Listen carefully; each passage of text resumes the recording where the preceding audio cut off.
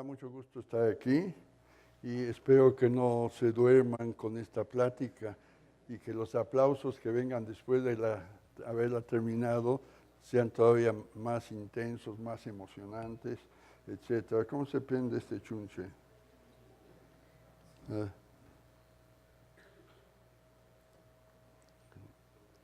Está apagado esto.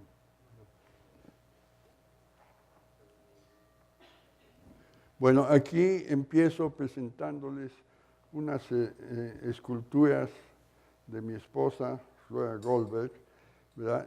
Que resume toda mi plática, porque cuando las expuso justamente en la sala en Nezahualcóyotl, antes las exponían una de otra separadas, pero en la sala hicieron una presentación en que estaban juntas, y en el momento en que se juntaron, la imagen adquirió otras propiedades emergentes. Ahí pueden ver un conjunto, cada uno con su cosa, estos están hablando, esta está preocupada, etcétera, etcétera. Entonces, si se imaginan, así son nuestras neuronas, se hablan unas con otras, se comunican y surge una propiedad emergente, que es la que yo llamo conocimiento. Esto, supongo que aquí... Y esto me voy a recibir. Bueno, estamos viviendo la época de la revolución de la información, con el desarrollo de la biología, la nanotecnología, la computación, Internet. ¿Ya? Eso ha sido la base de lo que podríamos llamar la segunda revolución. La primera fue la revolución industrial de hace 150 y tantos años. Esta es la segunda y estamos viendo todas las consecuencias que tiene a nivel mundial. Ahora bien, ¿cuál es la diferencia, verdad? Uno de los grandes problemas es que hay una explosión de la información. ¿Verdad? La información generada por la investigación científica y tecnológica crece exponencialmente. Ya no hay gente, por sabia que sea, que pueda manejar toda la información, inclusive la de su propia disciplina. Y esto nos presenta muchos retos, precisamente a nivel educativo, a nivel social.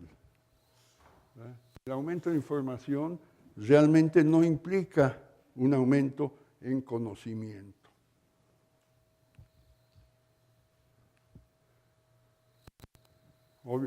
La acumulación de información sin conocimiento conduce a la confusión y tenemos aquí pues, la cuestión bíblica, ¿verdad? Desde las torres de Babel, en que cada quien acaba hablando su propio idioma. Eso es lo que está pasando con muchos aspectos de la ciencia y de la vida cotidiana. Cuando yo oigo hablar a los biólogos moleculares, ya usan un lenguaje que me es muy difícil de seguir. Y al revés, cuando ellos ven los potenciales que yo registro en el sistema nervioso, les parecen culebritas, como ellos me dicen. Entonces, realmente lo que nos hace falta es una forma de integrar toda esta información. ¿Pero qué queremos decir por información? ¿Cuál es la diferencia entre información y conocimiento? Información son datos. Ahí tienen ustedes una serie de datos. ¿Quién de ustedes me puede decir qué dice ahí? Una paleta Mimi para el que... No, en mi laboratorio está de moda. Buen experimento, paletas Mimi. ¿Cuántos de ustedes conocen las paletas Mimi? En mi tiempo eran realmente un gran premio. Ahora ya cambiaron, ¿verdad? Bueno, vean ustedes. Es un conjunto de datos procesados que constituyen un mensaje. Las mismas letras, si no son acomodadas de la misma manera y decodificadas, no las entendemos. Entonces aquí viene la pregunta, realmente, ¿cuál es la diferencia entre conocimiento e información? ¿Qué entendemos por conocimiento? Representación interna de un proceso cognitivo. Los que vinieron a la plática del doctor Romo el jueves, ya no les pregunto quién, pero a ver quién levante la mano. ¿Quiénes vinieron a la plática del doctor Romo? Bastantitos, ¿eh? No, Romo sí, obviamente, ¿no? ¿Verdad? Él habla precisamente de ha hablado de estos procesos cognitivos. Esa es una de las definiciones.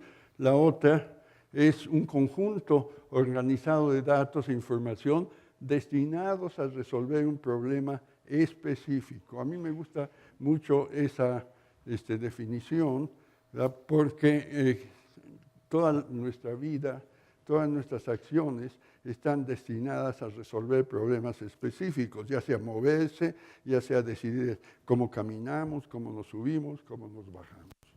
Bueno, entonces el conocimiento requiere de información, obviamente, requiere de un procesamiento de integración de la información, requiere de aprendizaje y requiere de formulación de hipótesis. O sea, cuando vamos a movernos o cuando sentimos algo, hay una representación en nuestro cerebro de lo que vamos a hacer en el caso de movimientos antes de realizar el movimiento. Es una hipótesis. Y realmente viene la validación de la hipótesis. Si la hipótesis de cómo nos íbamos a mover es correcta, pues nos vamos a mover adecuadamente. Por ejemplo, aquí, eso nos permite tener reacciones anticipadas y sobrevivir. El conocimiento, como digo, permite a individuos, sociedades reaccionar en forma anticipada a los retos del entorno, aumentando con ellos las probabilidades de sobrevivencia. Y eso se aplica al individuo y a las sociedades. Ustedes saben perfectamente toda la discusión que hay en este momento acerca de los cambios climáticos. Ya tenemos la ciencia suficiente para anticiparnos a lo que está pasando. Sin embargo, tenemos gentes necias, no quiero decir su nombre, pero empieza con T, ¿verdad? Que dicen eso no pasa. Eso es abstraernos de lo que es una realidad externa, ¿verdad? Pero obviamente el reaccionar en forma anticipada requiere de la toma de decisiones, asunto del que el doctor Romo se refirió ampliamente de este asunto, y que me perdone por repetir un poquito algunas de estas observaciones en las que él se refirió, y me refiero en específico a los estudios de Libet. Libet fue un investigador muy distinguido que se dedicó a estudiar los potenciales cerebrales que ocurren antes de que nos hagamos conscientes de que queremos tomar una decisión. En este caso, registraron de distintas zonas de la corteza cerebral y encontraron que antes de tomar una decisión hay un potencial del cual, una situación de la cual no nos damos cuenta, es subconsciente. Y de ahí surgió la idea precisamente que muchas de nuestras acciones, movimientos voluntarios, se estructuran en forma subconsciente y no nos damos cuenta de ellas sino hasta un momento después, ¿verdad? Y esto ha sido muy discutido, lo discutió él, y nos plantea obviamente varias posibilidades. Una, determinismo, como él llama, somos títeres de nuestras propias neuronas. Es una posición, todo está predeterminado, cada una de nuestras acciones está estructurada previamente. Y obviamente la otra posibilidad es que tengamos libre albedrío, que realmente estemos decidiendo voluntariamente hacer y conscientemente acerca de lo que vamos a hacer. En este caso estoy pensando en movimientos que llamamos voluntarios, pero eso se puede hacer extensible a muchas otras situaciones. Y aquí me refiero a un texto que publicó Libet en ese sentido, que me permití traducir en español, ¿verdad?, por los que no saben inglés, y que voy a leer porque me parece muy interesante. Esta es una traducción específica, ¿verdad? Es de Benjamín Libet, que dice, tenemos el libre albedrío. Dice, las acciones voluntarias libres aparecen precedidas de cambios eléctricos específicos en el cerebro 500 milisegundos antes de la intención de actuar. O sea, medio segundo antes ya están pasando cosas en nuestro cerebro de las cuales ni nos damos cuenta. Son estos potenciales que se llaman reading potential. Y aquí lo interesante es que los sujetos humanos se percatan de la intención de actuar 300 a 400 milisegundos después de que se originan esos potenciales, pero 200 milisegundos antes del acto motor. Y el proceso voluntario por lo tanto, ha sido iniciado subconscientemente, pero la función consciente aún puede controlarlo. Eso es lo importante de su mensaje. Puede vetar el acto, lo que implica que el libre albedrío no queda excluido. Ya el doctor Romo me platicó, no pude asistir a su plática, que esto tiene una serie de consecuencias éticas y sociales acerca de qué tan responsables somos de nuestras acciones. Pero para mí lo importante en este contexto del día de hoy es esto, que la posibilidad de decir no es voluntaria. Y esto es muy, muy importante en muchas situaciones, ¿verdad? Por más, estoy pensando, por ejemplo, en la cuestión de drogadicción, estoy pensando en una serie de acciones en las cuales el decir no, piensen ustedes en el bullying, ¿verdad? Cuando los muchachos están en la pandilla y la pandilla quiere jalarlos para que hagan ciertas cosas, la capacidad de decir no. Entonces yo creo que allí esta es una implicación muy fuerte en todos nuestros procesos educativos, esta capacidad de decir no conscientemente y desde luego prepararse para enfrentar las consecuencias, porque no siempre ir en contra de lo que dice el grupo es tan sencillo y tan fácil. Bueno, obviamente aquí hay un miedo a decidir, nos da miedo decidir. A mí a veces me da miedo decidir si me levanto en la mañana temprano o no, si voy al laboratorio pasando por todo el tráfico, etcétera. Y aquí hay una caricatura que me gusta mucho, ¿verdad? Están diciendo, aquí dice, mientras más sabes, más difícil es actuar en forma decidida. Una vez que te informas, empiezas a darte cuenta de las complejidades y claroscuros. Te das cuenta que nada es tan claro y simple como parece a primera vista. Después de todo, el conocimiento es paralizante. Siendo un hombre de acción, no puedo darme el gusto de arriesgarme. Es uno ignorante, pero al menos actúan. Cualquier parecido con la situación actual en el país no es coincidencia, ¿verdad? No es coincidencia, ¿verdad? O sea, aquí una de las cosas importantes en la toma de decisiones es el conocimiento que tiene uno para tomarlas. Una decisión equivocada puede acarrear graves consecuencias. Ya desde los tiempos bíblicos, pues vieron la decisión aquí de que se comieron la manzana. Y aquí ha habido discusiones. ¿Por qué fueron castigados? ¿Por qué viene ese castigo bíblico? Hay dos interpretaciones. Una, porque desobedecieron las instrucciones que Dios le dio, un poco de trampa, ¿verdad? Si él sabía que iban a desobedecerlos, ¿para qué hizo eso? Pero la otra, el poder decidir implicaba conocer, implicaba conocimiento. Bíblicamente está decidir entre el bien y el mal, el conocimiento de la verdad. Y yo creo que por eso vino ese castigo histórico. ¿Por qué? Porque el conocimiento, es una opinión personal, estaba en manos de los sacerdotes en esa época, que tenían el conocimiento de cuándo iban a haber los eclipses, de cuándo era la época para sembrar, etcétera, etcétera, y no querían competencia, querían el conocimiento para ellos. Y qué más fácil que convencerlos que si sabes, te vuelves peligroso.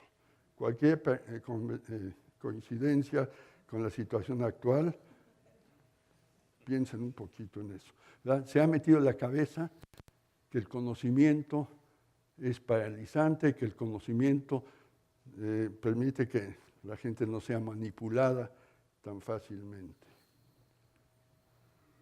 Bueno, hay varios modelos para la toma de decisiones. Tenemos el modelo jerárquico que se colapsa cuando precisamente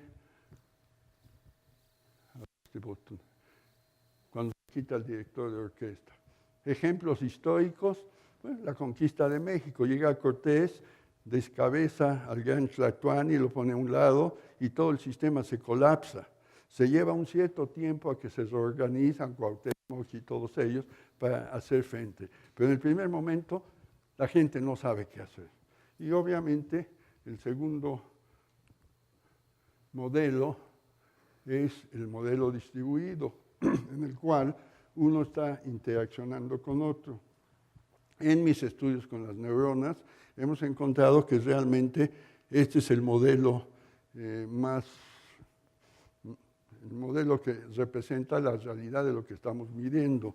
No hay la neurona comando, no hay el centro que comanda todo lo demás, sino todos son interacciones entre los distintos circuitos neuronales, tanto en médula espinal como en la corteza cerebral, como lo veremos en un momento. Ahora, ¿cómo se planean y generan los movimientos voluntarios? ¿Verdad? Obviamente, la ejecución de movimientos voluntarios requiere de una planificación anticipada, que es conocimiento de los movimientos por realizar y de memoria corto y largo plazo. Si yo me voy a mover, algunas milésimas de segundo antes ya hubo una representación en mi corteza del movimiento que yo voy a hacer o que pienso hacer. Esta planeación involucra varias regiones de la corteza cerebral donde se generan mapas, modelos cognitivos y motores relacionados con los movimientos. Y la transición entre la fase de planeación de un movimiento y su ejecución requiere de la toma de decisiones. No voy a abundar esto porque ya el doctor Romo está enojado conmigo porque estoy repitiendo lo que él dijo, pero no es cierto, no es cierto. Me animó a que siga con esta presentación de esta manera. Y aquí están los mapas cognitivos. Los mapas cognitivos no son una representación iconográfica del entorno, son una construcción de nuestro sistema nervioso, son basadas en modelos. Los modelos son hipótesis heredados o aprendidos con base a la experiencia individual y colectiva. Tenemos los mapas sensoriales y motores, aquí están ya desde hace mucho tiempo, en el cual en un caso se estimulaba, desde los tiempos de Penfield, se estimulaban las distintas zonas y veían qué sensaciones se producían, o las zonas motoras veían cuáles si eran los miembros, qué regiones del cuerpo se movían. Entonces, como ustedes pueden ver aquí, esta es la representación sensorial, la boca, las manos, y esta es la representación motora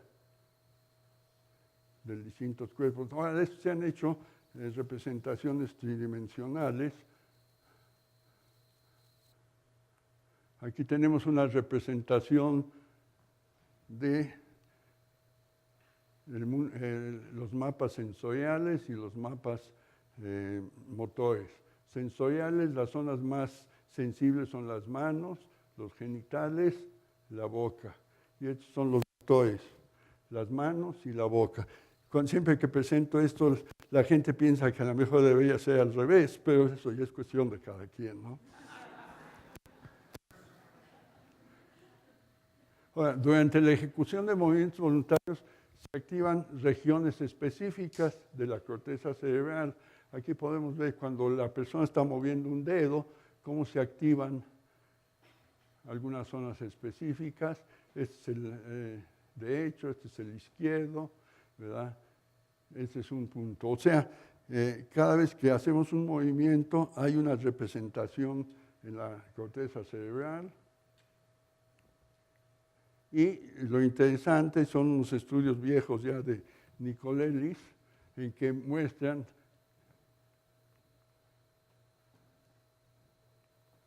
que la actividad global de las neuronas está en una alta correlación con los movimientos ejecutados.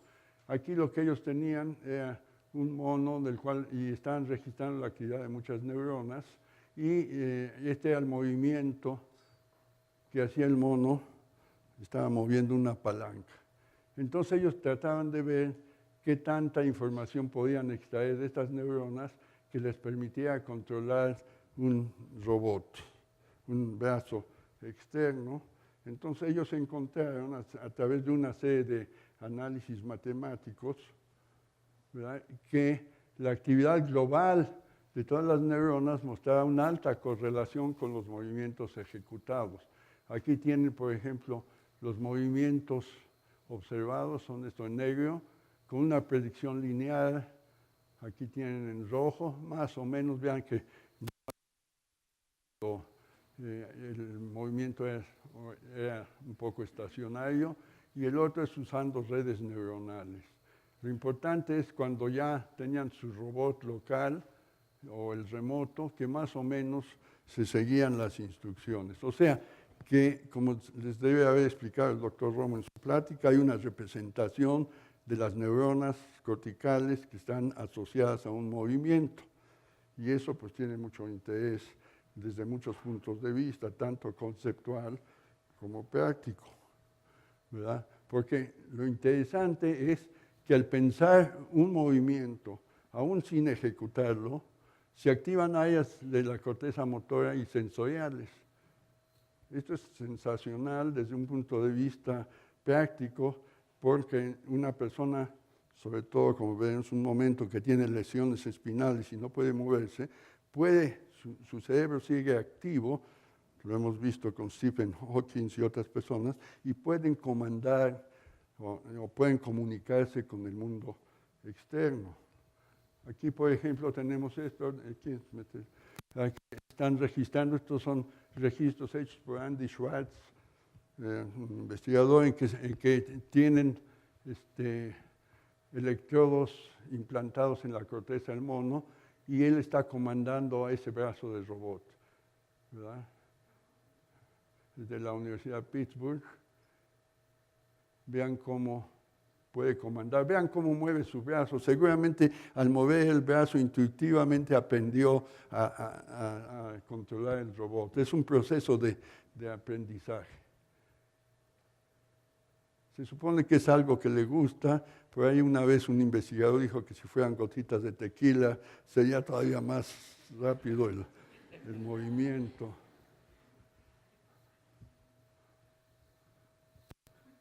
Aquí ya cambiaron de brazo un poco más. Vean, hacen sus intentos.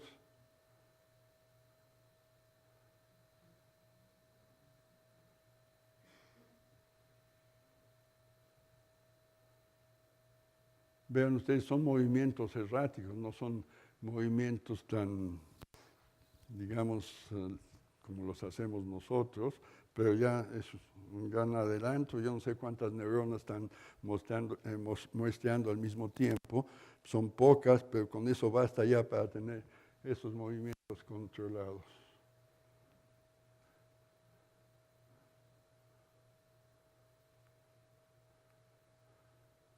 Ahora, también se ha buscado en humanos tener técnicas no invasivas. Entonces, por ejemplo, aquí estos son estudios que hizo Volpau, ¿verdad?, y que pueden ellos, registrando electroencefalograma, entrenar a la persona de tal manera que pueda mover los cursores de una computadora. Entonces él aprende que estos son su electroencefalograma, aprende que si genera estas ondas, que tienen esta distribución de frecuencias, se sube, y teniendo este otro, se baja. O sea que la persona misma puede controlar subconscientemente cómo está cambiando su electroencefalograma, y con eso poder utilizar para generar movimientos. De hecho, cuando hace años en la conferencia del Colegio Nacional, que Volpau estaba allí, nos presentó en ese momento una notita que recibió de una de las gentes con la que estaba asociado, y dice: soy un neurocientífico con esclerosis lateral amiotrófica, igual que la que tenía Stephen Hawking, ¿verdad? 8 años.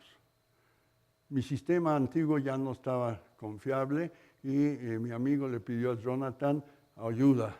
El grupo ha sido muy apoyador porque estamos del mismo lado del pantano. Solo puedo mover mis ojos. El sistema que tiene es lento y no puedo controlar el mouse, ¿verdad? Aquí he mandado esta nota a mi esposa y a la gente de ahí. Entonces vean que una cosa de ese tipo, cómo le ha cambiado la vida a la persona. Imagínense con Stephen Hawking, lo que nos hubiéramos perdido si no hubiéramos tenido esa interfaz, si no hubiéramos tenido esa posibilidad, o él no hubiera tenido la posibilidad de comunicarse y seguir teniendo una existencia pensante. Pero eso ha avanzado más, y aquí tenemos un caso que a mí me impresiona bastante. Se trata de una persona que ha perdido los 2 brazos, ¿verdad? Y va a probarse, son estudios en los cuales él puede controlar el movimiento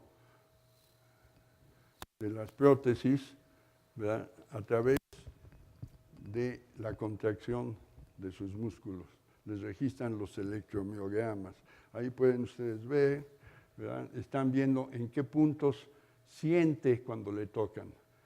Y al sentir, quiere decir que hay fibras sensoriales y puede, a través de eso, si se estimulan esos sitios, controlar los movimientos, las instrucciones que va a dar a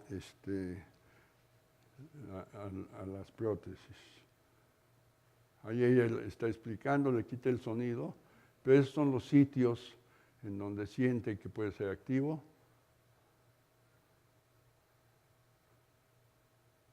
Está mal el video, está un poco rápido, pero en fin.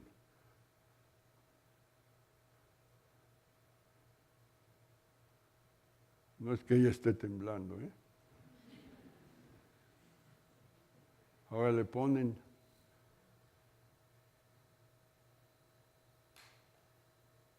todo el sistema. Vean ustedes allí que los sitios de registro, bueno, se veían antes, están justamente en los sitios donde él sentía. Vean allí donde están estos, ahí es donde están estimulando, registrando. Entonces él está aprendiendo, le ha llevado muchos meses. Aprendió a mover los brazos, a controlarlos. Ahí le están dando explicaciones de cómo hacerlo. Ya le ponen una tarea más difícil. Vean, al principio cuesta mucho trabajo.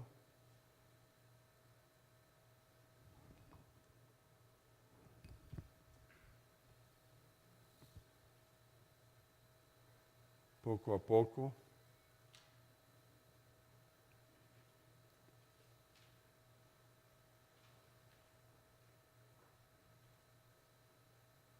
Bien.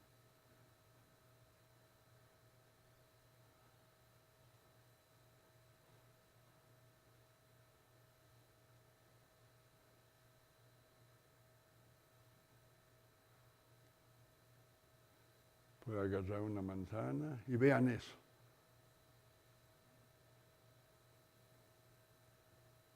Y vean la cara de felicidad. Lo que él está diciendo, le ha cambiado su vida completamente. Pero si ustedes, hay una parte antes, se pueden ver en internet, él está viviendo solo en su casa, como antes de eso él le hacía para alimentarse, como con la boca prendía la estufa, en fin, pero véanlo ahora. Véanlo. Cada vez que tiene un movimiento exitoso, está contento. Entonces vean ustedes cómo ese tipo de cosas muestra que los estudios básicos, ¿verdad?, esos estudios de organización funcional de la corteza cerebral y esos, tienen una relevancia indudable en la vida y en la calidad humana. ¿verdad? Son conocimientos de ciencia básica. Estoy hablando un poco en contra de ese mito de que toda la ciencia tiene que ser aplicada. ¿Qué más aplicación que esa del conocimiento de cómo funciona el sistema nervioso? En fin, voy a adelantar un poquito. Aquí hay uno que acaba de salir, ¿verdad? Es un robot, pero vean ya hasta dónde se ha llegado. Aquí viene la cuestión si el robot puede decidir por sí mismo, ¿verdad? Y han encontrado robots que ya los sistemas de los distintos algoritmos pueden generarse solitos para hacer lo que tome acciones que nosotros consideraríamos como voluntarias. ¿Verdad? Aquí este es todavía un robot, pero ya vean cómo se coordina, cómo está funcionando, ¿no? Esta es una cuestión nueva. Ahora, la coherencia entre los movimientos planeados y ejecutados es obviamente necesaria para una ejecución exitosa de los movimientos voluntarios, ¿verdad? Tiene que haber una coordinación perfecta, ¿verdad? La persona tiene que calcular la trayectoria de la pelotita, en qué momento da el golpe, y depende de la información sensorial. ¿De qué información estamos recibiendo en el momento en que planeamos algo? Tenemos que saber cómo es el mundo externo, tenemos que saber cómo está nuestro cuerpo, dónde están los brazos, etcétera, etcétera, para poder hacer una planeación adecuada. Aquí yo les presento esa información, viene de en el caso de la piel, de los movimientos articulares, viene de los receptores periféricos. Y aquí les estoy mostrando unos estudios más o menos recientes en que en gato intacto le ponen electrodos en el ganglio que está registrando la información que viene del mundo externo. Y el animal está moviendo una de las patitas y encuentran que seleccionan neuronas que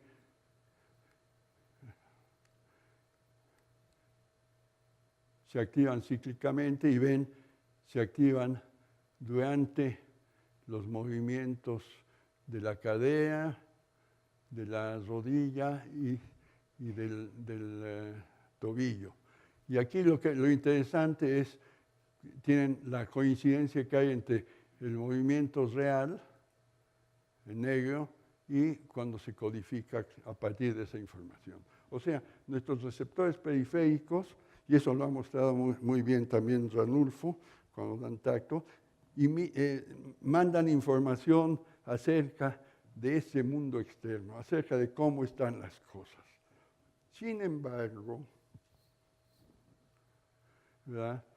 Sabemos que a su entrada de la médula espinal, y esto desde Cajal desde hace más de 100 años, mostró que las fibras sensoriales se ramifican, dan ramas ascendentes y descendentes, y él consideraba que estas eran rutas fijas que transmitían la información sin cambiarse sustancialmente. O sea, que en un momento dado llegaban aquí y activaban a las neuronas, y esto estaba predeterminado a través de la evolución. O sea, eran rutas fijas, como si yo fuera de aquí al centro de la ciudad y tuviera que transitar por todas las calles al mismo tiempo, por rutas fijas.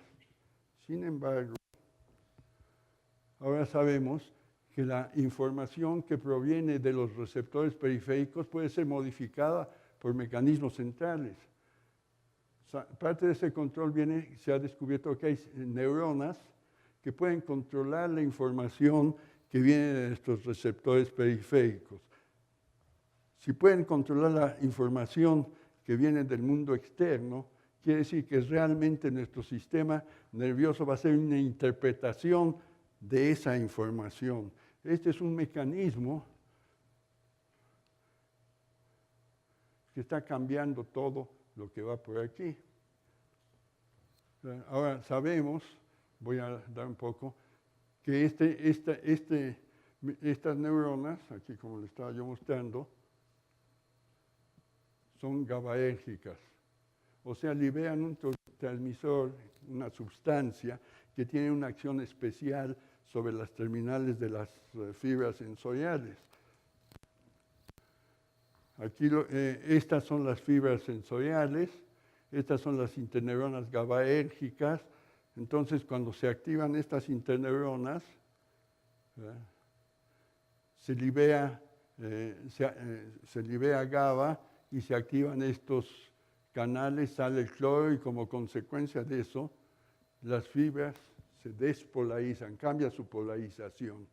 Ahora, una de las contribuciones que hemos hecho en nuestro laboratorio y que nos llevó muchos años, parece muy sencillito, pero llevó muchos años, fue demostrar que esta acción despolarizante, que implica inhibición presináptica, o sea, cuando se despolarizan las terminales, se inhibe el transmisor que están liberando.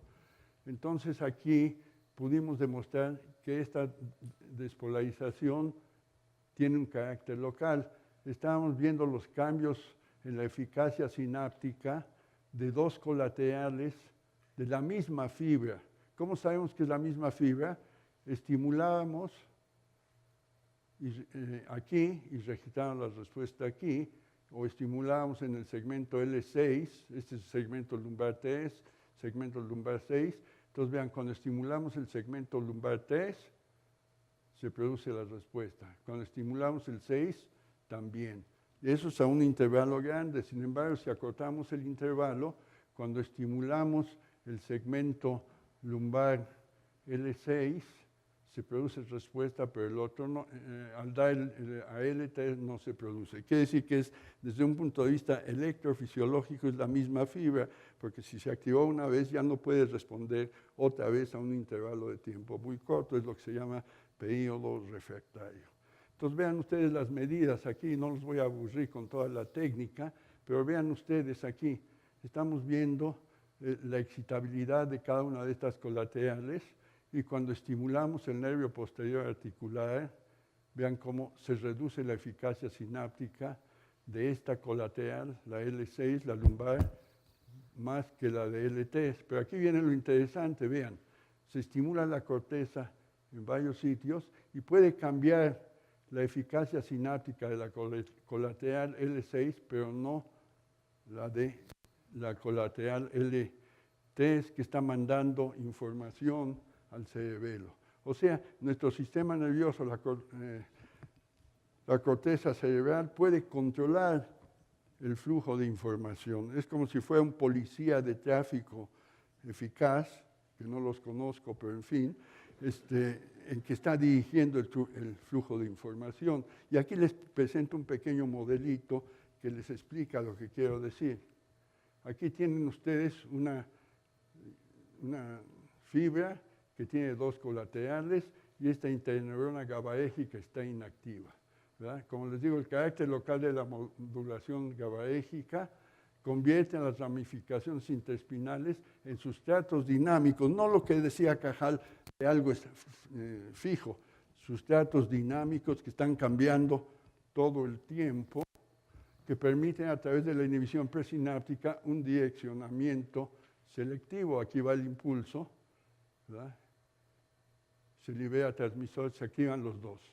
Ahora activamos las fibras por fibra descendente, la corteza cerebral, y vean qué pasa. Obviamente se activa estas neuronas y no las otras. Ese es el control direccional del flujo de información, ¿verdad? Y ahora sabemos que este control supraespinal permite una activación estructurada de las terminales interespinales. No son modificaciones al azar, no son aleatorias, sino son estructuradas. O sea, hay mapas precisos de eso. Aquí pueden ver ustedes la médula espinal, estas son las neuronas GABAérgicas, estas son las fibras sensoriales. Ahora viene un comando central y dice, ahora activo este módulo, y este activa esto, y ese va a activar la fibrita, inhibir la transmisión en esa fibra, pero no en las demás. Ahí vienen los impulsos.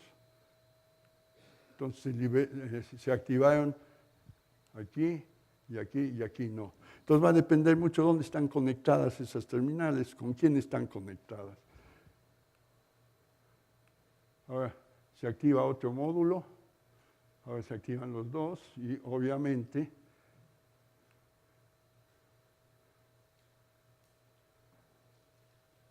no hubo activación. En ambos no pasó el impulso y finalmente, si se activa, por ejemplo, otro módulo,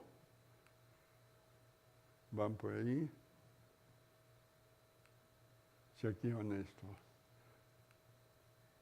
Ahora, muy interesante son las observaciones que hizo Hans Hultborn hace muchos años, en que encontró en humanos, no le voy a decir cómo midió esto, pero durante un movimiento voluntario lo que él encontró es que se reducía la inhibición presináptica de los músculos que se iban a contraer en este movimiento. O sea, al reducir la inhibición presináptica, se está dejando que llegue la información de la periferia, que vea cómo está el mundo externo. Pero al mismo tiempo aumenta la inhibición de los músculos que no se van a contraer.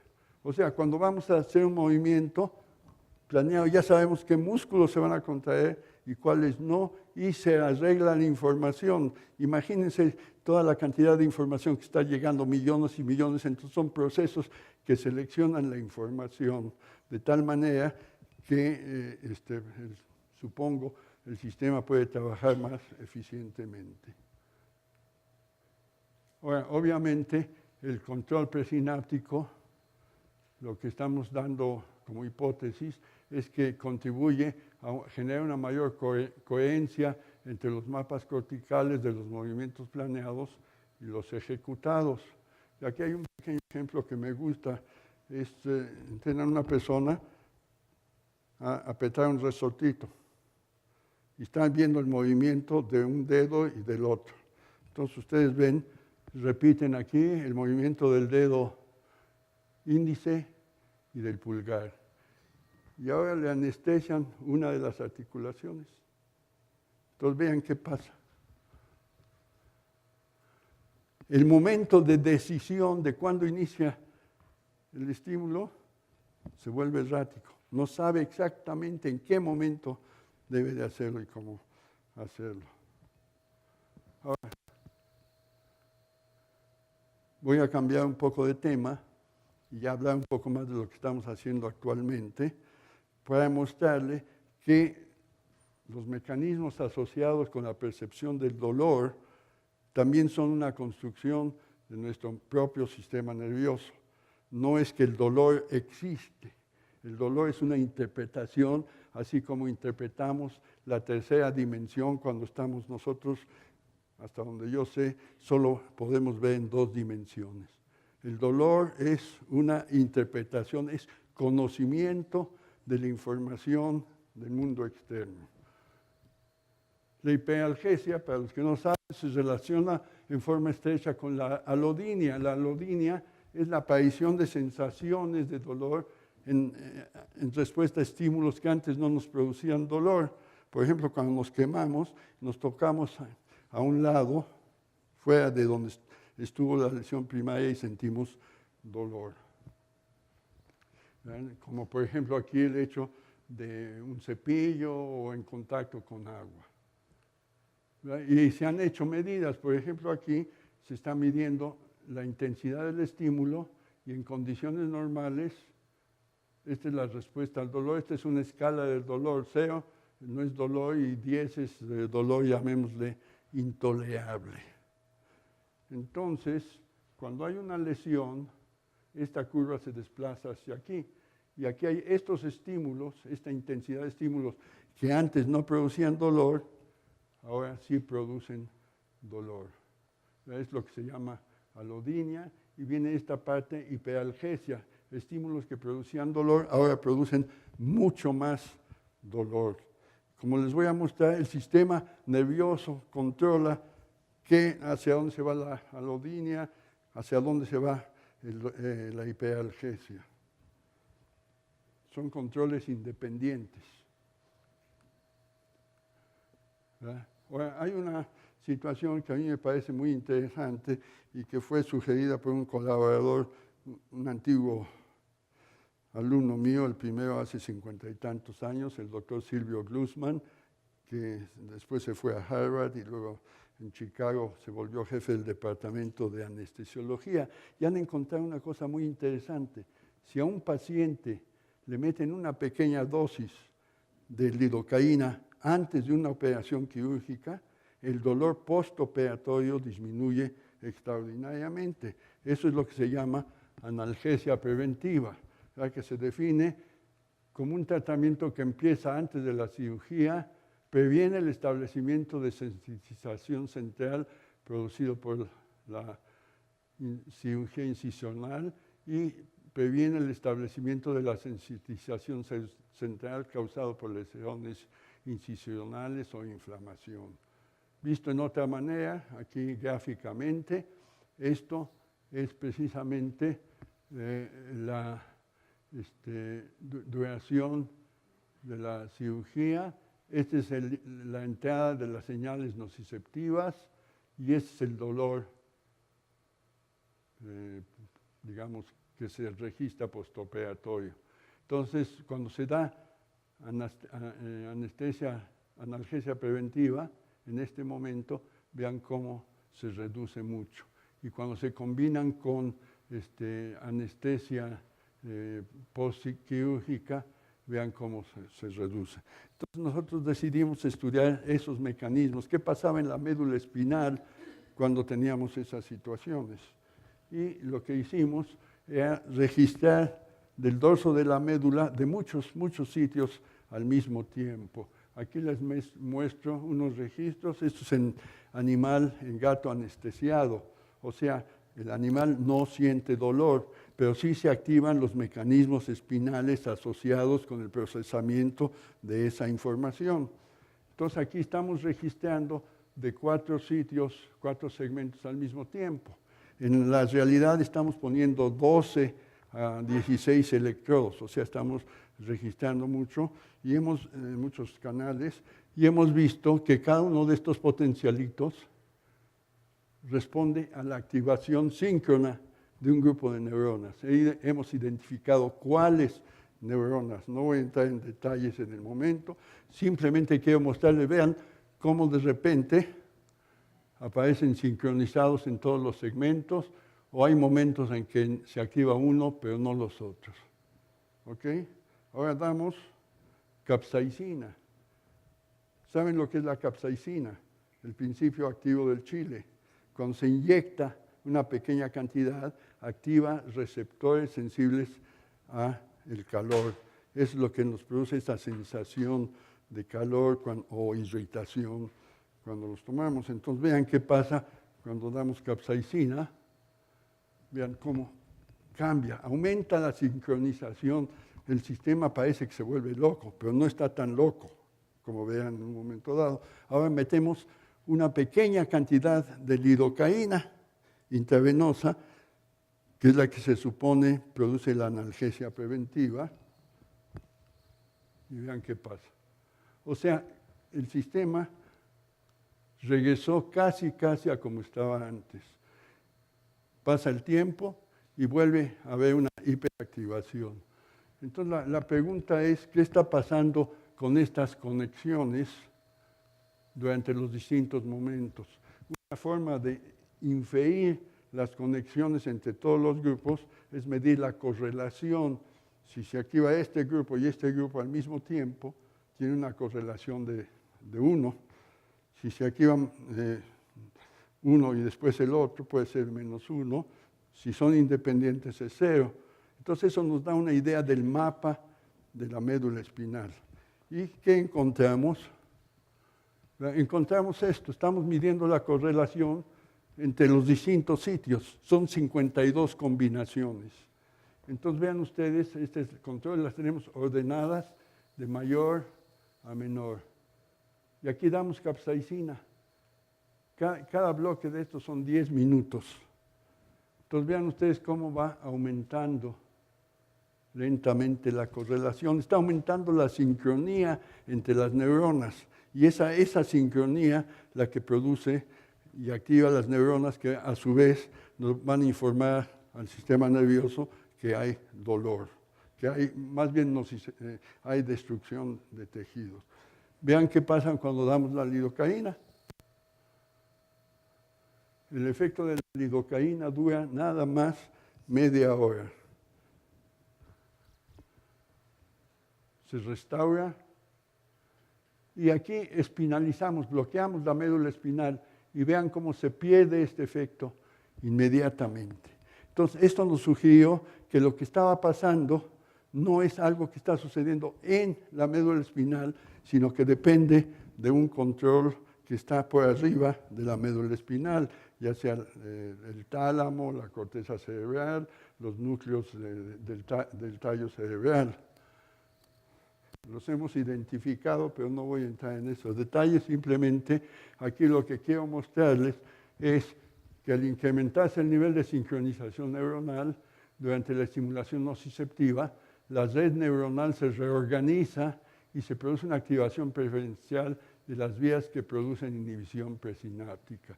O sea, el mismo set de neuronas, cuando hay baja sincronización, está activando ciertas vías que producen, en este caso, aquí, inhibición de las motoneuronas. Cuando aumenta la sincronización, además de eso, se produce inhibición presináptica. O sea, que dependiendo, creo que está en esto, dependiendo de los patrones de sincronización temporal y espacial producidos por la estimulación sensorial, la misma red de neuronas puede adquirir diferentes configuraciones. Aquí se ha llegado, cuando este dolor dura mucho tiempo, se vuelve crónico y se habla de la memoria al dolor. Hay una memoria, las neuronas reaccionan como si hubiese dolor. Y uno de los problemas de actualidad es cómo borrar esa memoria al dolor. Aquí con lidocaína la estamos borrando, pero por media hora. Hay otras formas de hacerlo. Se ha encontrado inhibiendo síntesis de proteínas, por ejemplo. Pero en humanos eso no se puede hacer. Inhibimos síntesis de proteínas, es todo nuestros movimientos, nuestras conexiones neuronales, etc. Pero lo que les quiero mostrar es esto. ¿Qué pasa en preparaciones con el neuroeje intacto? ¿Verdad? La administración sistémica de lidocaína reduce temporalmente la hiperalgesia secundaria. O sea, cuando ustedes se queman, esta zona es hiperalgesia primaria. Y si tocan ahí, relacionado con la alodinia, es la secundaria. Entonces vean ustedes, aquí estamos registrando de muchos sitios en la médula espinal, varios segmentos, y estamos dando un jet de aire que produce esas respuestas. Damos capsaicina y vean cómo aumenta. Damos lidocaína, no cambia. Ahora, vamos a la zona secundaria, también hay un aumento con la capsaicina, pero vean lo que hace la lidocaína, lo reduce. O sea, la lidocaína está actuando sobre todo sobre aquellas neuronas que nos producen la hiperalgesia secundaria. Y nuestro postulado es que depende de información descendente. Ya voy a acabar, no se preocupen. Bueno, la pregunta era clara. ¿Qué pasa si primero seccionamos la médula espinal y después damos capsaicina y lidocaína? ¿Qué pasa con los circuitos neuronales? No pasa nada. Quiere decir que todo está haciendo y depende de estructuras supraespinales que están definiendo, ¿verdad? Si habláramos de dolor, diríamos que la médula espinal no siente dolor. Y aquí tienen el experimento, simplemente vean aquí, la lidocaína no tiene, ni la capsaicina, ni la lidocaína tienen efectos.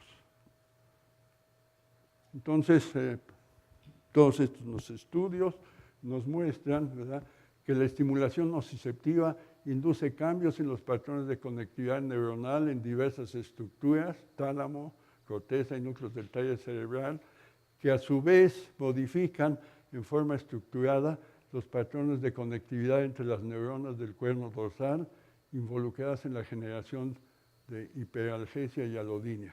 Vean, aquí estamos activando las fibras sensoriales por estímulo doloroso, sube la información por el espinotalámico, llega hasta la corteza, hay todos los núcleos supraespinales y baja la información. Y lo que estamos estudiando es cómo funcionan estos circuitos. Entonces, para terminar, ¿cuáles son las conclusiones de todo esto?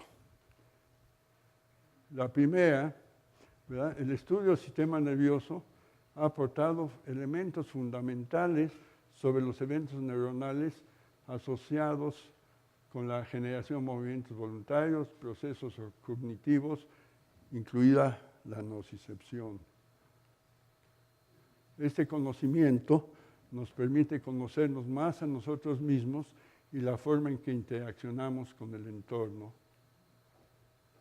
El comportamiento neuronal no es necesariamente la suma de comportamientos individuales, es más bien una propiedad emergente, consecuencia de la interacción entre los individuos que forman la población. Los mecanismos de control presináptico GABAérgico que les expliqué introducen en las fibras aferentes códigos estructurados que proveen a las estructuras supraespinales información acerca del estado funcional de la médula espinal, lo que a su vez modula la magnitud de la sensitización neuronal inducida por la nocicepción. ¿Verdad? Además, esta es una hipótesis, de ser un mecanismo que permite el direccionamiento selectivo de la información sensorial hacia grupos específicos, puede constituirse en un mecanismo que transforma la información en conocimiento. Y cuando hablo de conocimiento, es esa representación cognitiva de ese estado especial, como lo ha mostrado el doctor Romo para los estímulos táctiles, ¿verdad? También es para los estímulos dolorosos, nociceptivos. Un mecanismo que introduce en la población de fibras sensoriales información estructurada acerca del estado de conectividad funcional. La estructura es dolor. Según Silvio, y lo vamos a probar, cada tipo de dolor va a dar una estructura diferente. No es lo mismo cuando te quemas, cuando te cortas o cuando tienes dolores articulares. La hipótesis es que cada estado de eso va a mandar una especie de mapa estructurado diciendo se trata de esto. O sea, es etiquetar la información que viene dándole un significado funcional particular. No es nada más información que llega, ya hay una interpretación de esa información, ¿verdad? Y precisamente esos mecanismos permiten a las estructuras supraespinales transformar la información transmitida por las fibras sensoriales y construir una representación del entorno sensorial basada en modelos, hipótesis heredados o aprendidos. Aquí pues, es el grupo de gentes con las que estamos trabajando: Adrián, Edson, Enrique, Elizabeth, Diógenes, Cirilo, yo y Porfirio. Y también tenemos allí, ¿verdad?, a Silvio, cuando viene, ese es el setup experimental. Ahora, no puedo yo terminar sin mostrarles cuáles son mis abuelos científicos, porque desafortunadamente puedo decir poco de mis abuelos, bisabuelos y tatarabuelos, ¿verdad?, porque por el holocausto y todas esas cosas perdimos completamente trazo de quiénes fueron nuestros ancestros. Pero sí, ¿verdad?, lo sabemos, cuáles fueron mis maestros científicos. Y estoy empezando con Claude Bernard. Él tuvo dos estudiantes, entre muchos, Sechenov, ruso, y Baldwin, americano. Sechenov fue maestro de Iván Petrovich Pavlov y Baldwin fue maestro de Walter B. Cannon. A su vez, Pavlov fue maestro de Anokhin, Cannon fue maestro de Rosenbluth, Anokhin fue maestro de Ramón Álvarez Bulla, ¿verdad? Y ellos dos fueron mis maestros. Ahora, ¿por qué pongo esto? Porque quiero insistir en algo. No somos islas flotantes. Todo lo que hacemos de ciencia formamos parte de un contexto más general. Yo creo que eso es muy importante si queremos desarrollar la ciencia en este país, no tener esta política aislacionista, autista, hacia la que nos están empujando, sino es una cuestión de tener interacciones con otras gentes, con otras formas de pensar, no nada más en ciencia, sino en una serie de actividades. Obviamente mucho de este trabajo no es nada más los que están en la foto, sino están colaboradores de fuera, los que están en rojo desafortunadamente ya no viven, los amarillos son en retiro y los verdes pues no sé, por ahí andan. Y los estudiantes que hemos tenido. Ese es uno de los dibujos que acaba de hacer mi esposa. Muchas gracias.